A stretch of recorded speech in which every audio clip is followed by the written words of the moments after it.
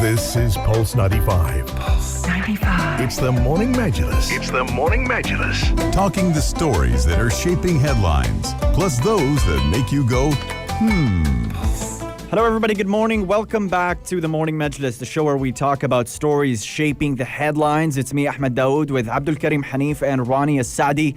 And we've got lots of stories to talk about this morning. And an event that Sharjah's been gearing up for, set to take place next month, is the 39th Sharjah International Book Fair. So tune in to the Morning Majlis because this hour we're going to be talking all about what to expect during this event in light of the current circumstances. And despite those challenges, they have a lot planned for us in store. It is set to be the most unique edition of the book fair, and we look forward to discussing that later on this show.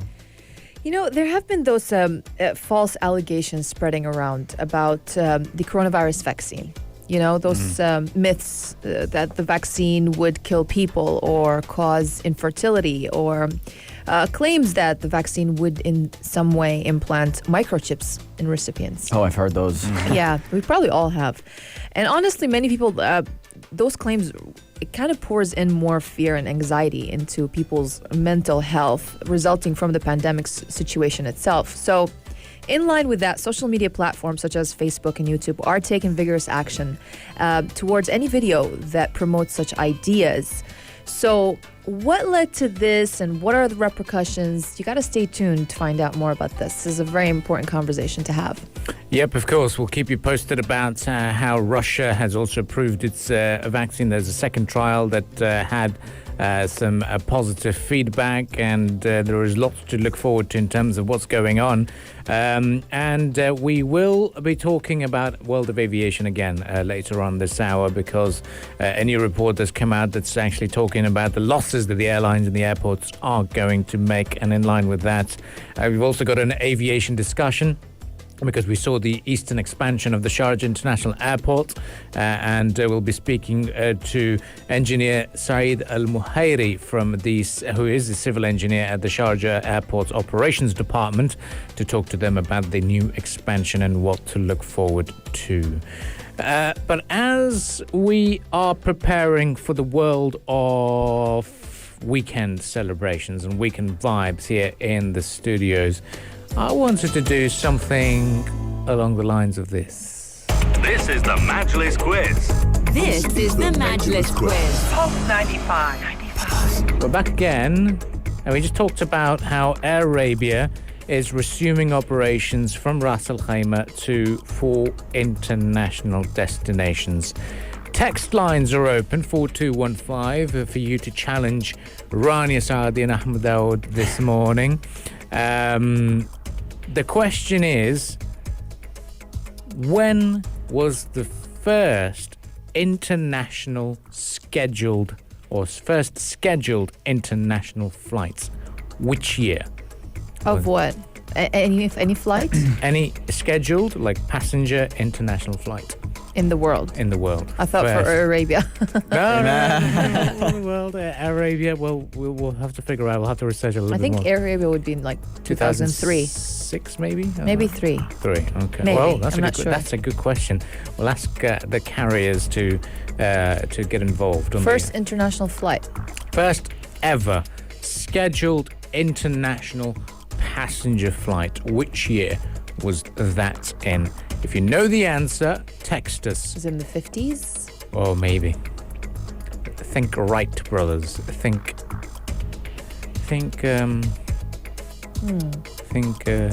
Jetsons, maybe. I don't know. But yeah, first international flight. Let us know if you know the answer. Text lines remain open, 4215, for you to get involved on the Majlis Quiz this morning as we ring in the weekend celebrations. Up next, we'll be talking about how the world reads from Sharjah. What does that mean? Stay with us on the Morning Majlis. Pulse 95. Between local lines, notes from the Emirate. We're set to have the most unique edition of the Sharjah International Book Fair this November. So starting on the November 4th and continuing until November 14th, we're going to have the Sharjah International Book Fair held under the theme of The World Reads from Sharjah. And the reason I say this is set to be the most unique edition of the International Book Fair, which residents and visitors alike have always looked forward to throughout the years, is because it's going to be a bit of a hybrid event with a combination of online and offline activities. Yes, it's going to be a very, very interesting experience for the Sharjah International Book Fair, because a number of events will be held virtually, some aspects of the book fair. But the fact remains that we are ready for this event, and Sharjah is ready, and we have seen at the Expo Centre how well it's been prepared for the coronavirus situation as well. The book fair's cultural program adopts a fully digital format this year, while publishers will make a physical appearance at the Expo Centre in Sharjah to book lovers across the nation and continue to enjoy the in-person experience of sifting through and buying books this year. It remains an 11-day event and will see publishing houses from across the globe. And this year's theme, The World Reads from Sharjah, is inspired by Sharjah's leading position as an incubator of Arab culture and creative hub. And of course, we were the World Book Capital for the year 2019, and we are celebrating that still. And it is going to be the 39th International Book Fair. Begins on the 4th of November. Very exciting. Chairman of Sharjah Book Authority, His Excellency Ahmed bin Raqad Al-Amri, also said that the SIBF is a major event on the global publishing industry calendar. And our decision to host an exceptional edition this year, despite the ongoing challenges of the pandemic, is aimed at benefiting both readers as well as local, regional, and also global publishing markets. He also added that we believe that cultural activities must not stop, even in challenging circumstances, as enriching people's lives through reading, literacy, and also knowledge is a key driver for social development and prosperity. So SBA's commitment to Sharjah's cultural legacy is in line with the vision of His Highness Sheikh Dr. Sultan bin Mohammed Al Qasimi, member of the Supreme Council and ruler of Sharjah, to build a bright present and promising future for the young generations by also fostering knowledge and broadening their horizons through reading. Certainly, Rania, and Sharjah here showing the importance of literary and cultural events here and taking them or having them and hosting them no matter the circumstances. Now, for more details on what is happening here, as far as the book fair is concerned, when you look at the offline event, the physical event where the publishers are going to have that concrete presence within the Expo Center, Sharjah, the Sharjah Book Authority has affirmed that they'll be taking all the necessary precautions, which means that participants and visitors are going to have to organize their presence at a specific time during the course of that 11-day period. And then when you talk about the cultural events, the talks, the workshops, the interviews, the forum discussions, all of those will be taking place on online platforms. And we're currently eyeing the press conference set to take place later on this month, in which more details will be announced about this event. And we look forward to relaying them to you. But so far we know is it's a hybrid event starting on November 4th until November 14th, the 39th edition of the Sharjah International Book Fair. Yeah, we're glad to see some events taking place here in the Emirate of Sharjah and in the United Arab Emirates as we continue to cope with the COVID-19 pandemic, and we also understand the importance of those safety measures that are required and expected from the public. But something to look forward to. The World Reads from Sharjah, 4th of November, it kicks off. The press conference is also at about, there's also going to be digital, it's also going to be on Zoom, so that is something that we are looking forward to, and we'll definitely be excited to let you know all about the big announcements. Stay with us on the Morning Majlis. We'll be right back after some musical entertainment. And yes, the quiz question still stands, and the question is, when was the first scheduled international passenger flight? Which year? And if you know the cities as well, let us know on the text lines 4215 with your answer and your name, so we can give you the appropriate shout out. Stay with us on the Morning Majlis. Join the conversation with the Morning Majlis, Pulse 95. During the conversation with the Morning Majlis, text lines are open 4215. We've been talking about the Nagorno-Karabakh conflict and how devastating that is. Just goes to show the horrors of conflict, and the most impact is always felt by the civilians and also the general public at large. But speaking of global tensions and global sort of exchange of words, and we're so used to the trade war, we're so used to the exchange of words between President Donald Trump and the Chinese administration. But then in line with that, Xi Jinping has recently spoken to its troops, or his troops, or the Chinese troops, and said, focus on preparing for war. Yeah, Chinese President Xi Jinping has called on troops to put all their minds and energy on preparing for war in a visit to a military base actually in the southern province of Guangdong on Tuesday. And during an inspection of the People's Liberation Army Marine Corps in Shazhou City, Xinhua said that the president told the soldiers to maintain a state of high alert and called on them to be absolutely loyal, absolutely pure, and absolutely reliable. So the main purpose of the president's visit to Guangdong was to deliver a speech Wednesday commemorating the 40th anniversary of the Shenzhen Special Economic Zone, which was established back in 1980 to attract foreign capital and also played a vital role in helping China's economy become the second largest economy in the world.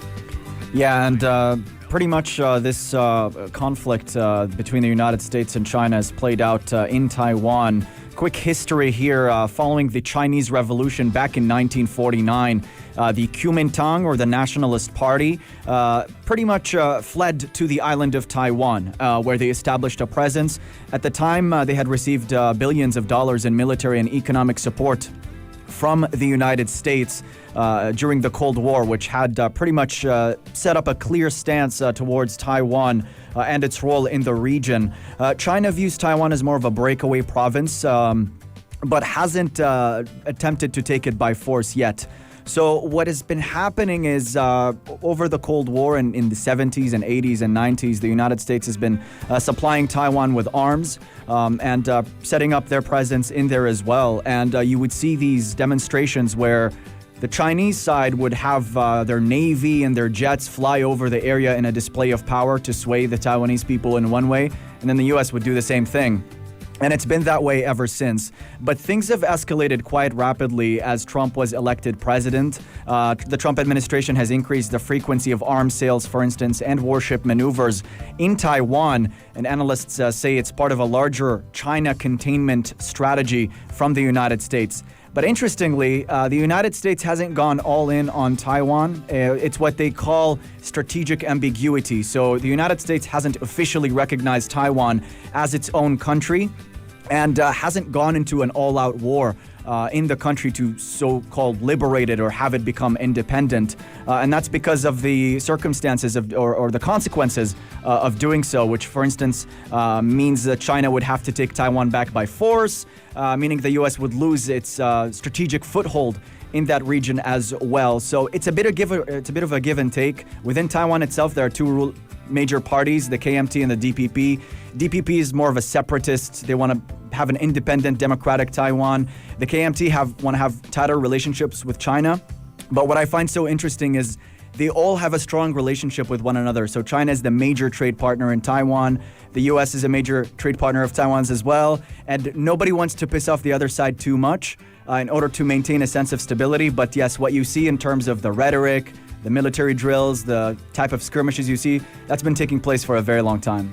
True, and what's been happening as well is during the pandemic, we saw Taiwan was a very, very successful case study for a number of countries because of how well, despite how close it was to the Chinese territory, it was also able to contain the pandemic with its own measures, with its own widespread use of PPE. And that's one of the reasons as well, apart from a political move that in August, the U.S. Health and Human Services Secretary Alex Azar became the highest level U.S. official to visit Taiwan in decades. And the discussions were around the pandemic anyway. But very interesting to see how things did emerge. Well, stay with us on the Morning Majlis. We'll keep you posted about these global developments, keep you posted about the business developments as well. Up next, we have the sports headlines for you. And after that, we'll continue the discussions right here on the Morning Majlis. So stay tuned to Pulse 95. Join the conversation with the Morning Majlis, Pulse 95. Yes, join the conversation with the Morning Majlis. We're talking about the loss of revenues and loss in business for a number of airlines and airports as a result of the COVID-19 situation. And we've also got a quiz question for you that we will throw at you just after this discussion. Looking at the industry reports, it is going to be a big loss globally, according to the Airports Council International's new findings, along with the International Air Transport Association. They're saying they're going to be losing about $2 trillion in 2 trillion dirhams rather in revenue this year. That's right. Data from the Airports Council International World and IATA also showed that airports and airlines will lose $104.5 billion and $419 billion respectively, totaling $523.5 billion just in 2020. So they're saying that they reiterated a call to drop quarantine for travelers and rather use testing as a means to safely reopen borders, as airports and airlines are projected to lose, as you said, Abdul Karim, nearly 2 trillion dirhams in revenue this year alone due to the COVID-19 coronavirus pandemic.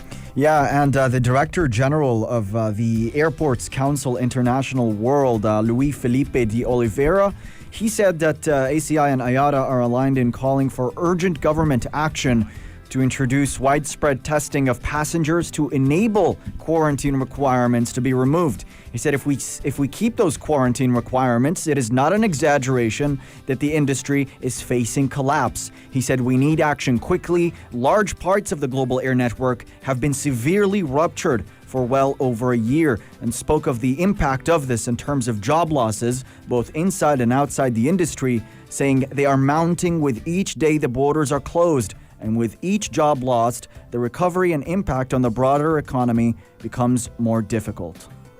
Certainly does. And they're saying that the industry is facing collapse if we do not take action.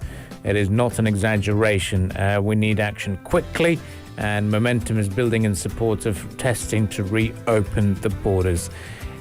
Here in the United Arab Emirates, we saw how quickly we reopened our aviation and reopened our operations, particularly given the fact that we are connecting the globe with our major hubs here, and also that Air Arabia as well, reopening operations. Here in Sharjah, we're going to be talking about this just after 9 o'clock as well. We saw the east expansion of the terminal, and how much is it going to facilitate and how well it's going to improve services is something they'll be talking to engineer Saeed Al-Muhairi, who's a civil engineer at the Sharjah Airport Operations Department, talk a little bit more about that. So something to really stay upbeat and optimistic is something that we will be talking about. But all about opening borders, all about coming up with new measures, especially here in the Emirate of Sharjah as well, that a lot of travellers can avail testing conveniently at various locations, namely Al Qasimi Hospital, where you just need to show your flight ticket and get a COVID-19 test done before you travel. But yeah, the world is getting used to it, really, and looking forward to it. Yeah, absolutely. Yeah, and looking forward to the world of travel indeed. But speaking of travel, speaking of celebrating how important it is and it has been in our lives, we had this quiz question for you this morning. Our question of the day, and we ask you to text us with the response and your name to 4215, is when was the first scheduled international passenger flight? It was way back. International. Yeah, international flights. First ever. Not of Air Arabia specifically, but the world's first ever international flight. In which year was that? Text lines are open 4215 for you to text and let us know. There's this. The first flight maybe was in the States, wasn't it? Maybe. In the beginning of 1900s. Ooh, like 20th century, bang in the middle of beginning of 20th century. But I don't know if it's considered an international flight. This is the key, international. That's the key, right? That's the key, international. It's between two countries. I don't know. Well, text lines are It's open. the beginning of the 1900s. 20th century, beginning of the 20th century. If you know the answer, text us on 4215. The first international passenger scheduled. Remember the scheduled international passenger flights way back. What was the type of the plane? Oh. What was happening around the world at the time? Well, let's give you that. It's now been over 100 years. That's the biggest hint I could give you there. It's been over 100 years, and it was also during, or probably right after, the conflict to end all conflicts. But did it end all conflicts? That's a big fat no, sadly. Well, stay with us on the Morning Majlis. If you know the answer, text us 4215 and with your name as well. We'll be right back and joining the discussions here on the Morning Majlis.